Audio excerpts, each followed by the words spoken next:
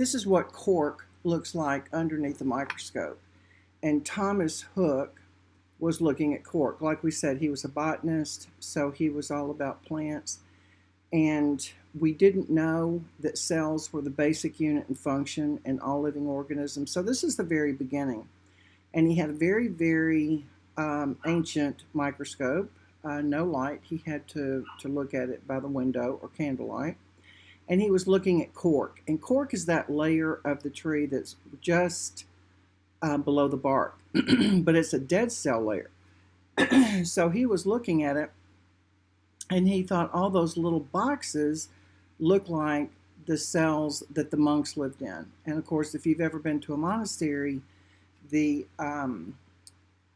little rooms that the monks live in are very simple, and they don't have any furniture in them. They're pretty hollow, and they are pretty stark and empty. And when he saw it, he thought, well, this looks just like the way that the cells of the monks that are at the monastery live in. This is also, jail cells. Jail cells don't have anything in them. So anyway, that's how the term cell came about.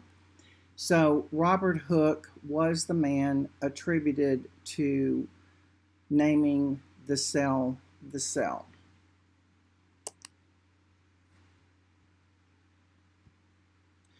Now, Anton von Luenhoven was the first person to actually observe living cells. Now, the cork was dead, and Anton von Luenhoven was looking at living cells, and what he was actually doing was looking at pond water.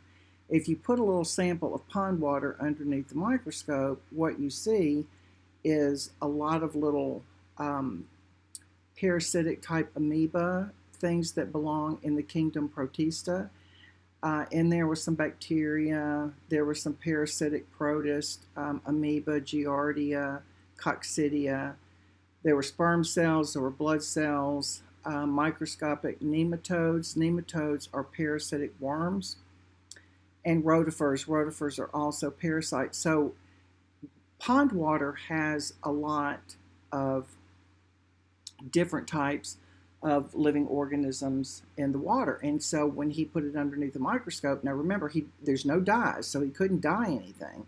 But when he looked underneath the microscope, all he saw was these little bitty microorganisms, and they were moving all around underneath his field of vision.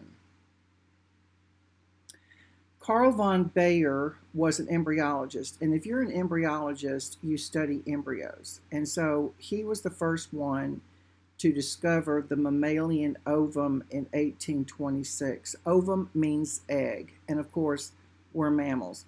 The egg is actually one of the larger cells that you're able to see with the naked eye.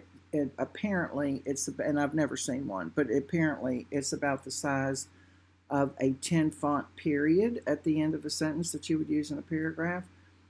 And he did use a microscope to look at it, but I believe that this is the only cell that you're actually able to see with the naked eye. Any other microorganism, you're going to need a microscope to view.